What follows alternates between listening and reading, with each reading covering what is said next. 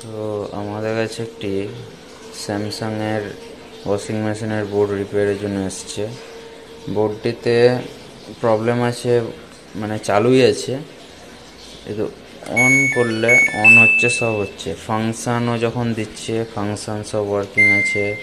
এই যে তো ফাংশান যদি দেখি সব ওয়ার্কিং করছে, কিন্তু যখন স্টার্ট বাটন মানে ফাংশান রেডি করার পর যখন ওয়াশ করার জন্য মানে আর কি স্টার্ট যখন করছে, তখন এটি স্টার্ট হচ্ছে না। কিন্তু সুইচ ঠিক আছে, সুইচ যদি না ঠিক থাকতো তো বাজারের আওয়াজ আসতো না।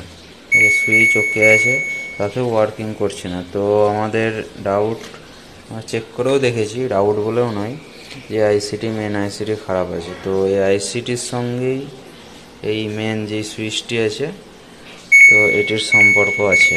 তো আইসিটি আমরা পরিবর্তন করে দেখব যে বোর্ডটি স্টার্ট বাটন কাজ করছে কিনা, ঠিক আছে। তো আমরা আইসিটি চেঞ্জ করেছি, এবার অন করে দেখাচ্ছি।